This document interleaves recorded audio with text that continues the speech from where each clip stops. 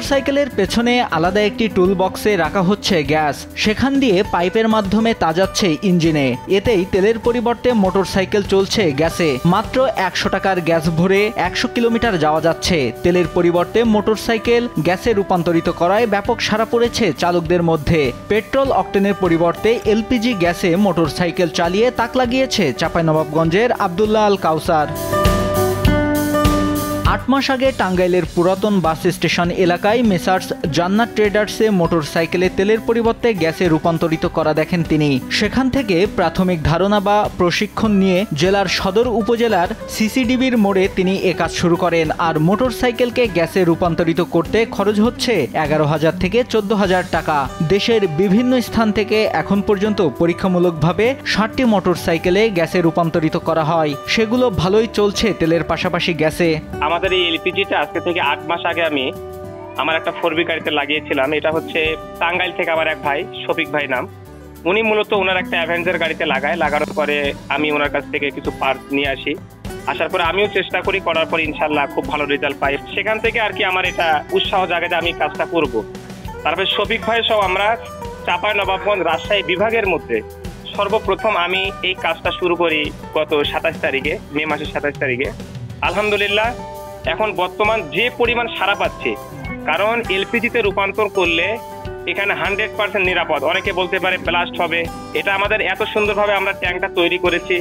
আমাদের ট্যাঙ্ক, আমাদের পাশে একটা বক্স, এটা কোনো সমস্যা নেই। এটা রাজশাহী রুয়েট থেকে পরীক্ষা আমরা করলাম, করার পরে তারা স্যারেরা বলে যে এটা একবারে নিরাপদ। এটা পুরা বাংলাদেশের মধ্যে এখন কিন্তু প্রায় 70 লক্ষ মোটরসাইকেল। এই 70 লক্ষ মোটরসাইকেলের মধ্যে যদি আমরা 50,000 মোটরসাইকেল এলপিজিতে কনভার্সন করতে পারি, কারণ এলপিজি এটা হচ্ছে গ্রিন ফুয়েল। এটা সরকার যেহেতু স্বীকৃতি দিয়ে দিয়েছে গ্রিন ফুয়েল হিসাবে, এলপিজিতে মোটরসাইকেল চালাতে পারি 50 লক্ষ, তাহলে আমি মনে করব মোটরসাইকেল এলপিজিতে চললে 40,000 কোটি টাকা প্রতি বছর সরকারের দেশেই থাকবে।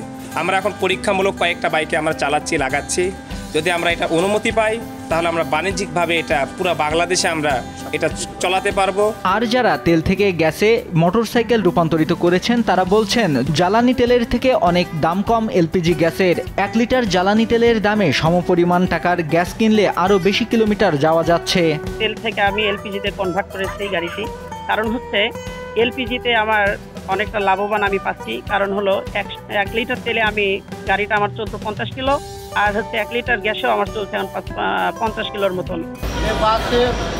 বাসে ওরা সিএনজিতে শুনেছি যে গ্যাসে চলে, এবং দেখলাম এখন হুন্ডাতে বর্তমানে গ্যাস নিশ্চয় চলছে। এদিকে নতুন প্রযুক্তি দেখতে অনেকেই তার দোকানে ভিড় করছেন। নতুন প্রযুক্তি দেখে অনেকেই জ্বালানি তেল থেকে গ্যাসে রূপান্তরিত করতে আগ্রহী। আর গ্যাস বিক্রেতারা বলছেন অন্যান্য গ্যাস চালিত গাড়ির মতোই মোটরসাইকেলগুলো একইভাবে চলছে। গাড়ি আর আমরা তেলে চালাই না, আমরা গ্যাসে চালাই। কারণ তেলের যে দাম প্রতি দফায় দফায় যেভাবে দাম বাড়ে, এতে করে আমাদের বাইকারদের জন্য অনেক ব্যয়বহুল খরচ।